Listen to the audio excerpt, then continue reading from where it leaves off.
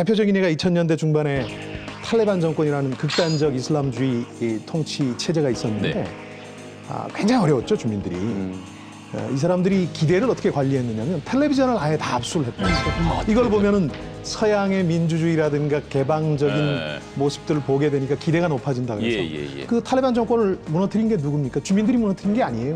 미군이 무너뜨린 거죠. 그런 점에서 보면 내부적인 밀란이나 분란의 가능성이 아예 없다고 할 수는 없겠지만 상당히 낮다고 봐야 되겠죠. 저는 비전문가지만 얘기를 듣다 보니까 좀 이런 생각이 들었어요. 그러니까 사실 밀란이라는 단어를 좀 더 오래전으로 가져가면 사실 먹고 살기 힘든 상황 속에서 벌어졌던 것이 더 많거든요.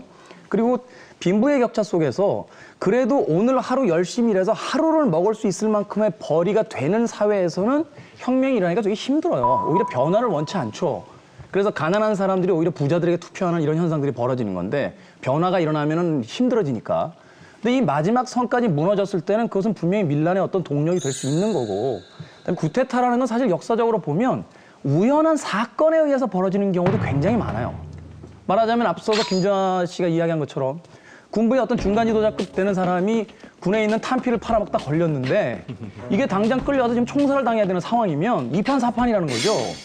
그러니까 사실 그 베를린이 붕괴됐던 것도 우연한 사건에 의해서 이루어졌었고 그 이전의 구테타의 형태들도 보면 어떤 군부의 계획적인 구테타에 의해서 일어나진 경우도 있지만 그날의 우연한 사건 때문에 일어나는 경우도 있다고 봤을 때 북한은 충분히 그럴 만한 위험 요소가 있지 않냐. 이거에 대해서 백만동 교수 그렇게 보십니까? 네, 하나 중요한 게 있는데 작년에 한개 분대가 중대장을 위수해서 무장하고 탈영해가지고 중국으로 무장해가지고 넘어왔어요. 그것도 특수부대 그 한개 분대 7명이 중대장이 다 데리고 넘어왔어요. 무장한 채로. 이건 옛날에는 있을 수 없던 사태들이 지금 벌어지고 있기 때문에 김원웅이, 최룡해, 황병서 이 사람들이 이영호 총참모장하고 김정일한테 가장 충성했던 사람들입니다. 선군 정치할 때 군대를 이끌고 김정일이가 하라는 대로 2만 5천 명을 죽인 사람이 바로 이영호거든요. 근데 이런 사람이 가장 충성했던 사람도 김정은이가 올라와가지고 제일 먼저 숙청당했습니다. 그다음에 장성택이 자기 고모부가 또 숙청당했어요. 이 양대 세력이 하루아침에 그냥 총살되는 걸 보고 황병서도 겉으로는 충성하는 거 같지만 언제 총뿌리를 떼고 김정은이 쏠지 모른다는 겁니다. 그러니까 북한에서는 어떤 사태가 벌어지 누구도 예측할 수 없고 만약시 김정은이를 공격하는 개인적이든 자기 살기 위해서 저격을 하는 순간에 밀란이 일어난다는 겁니다. 알겠습니다.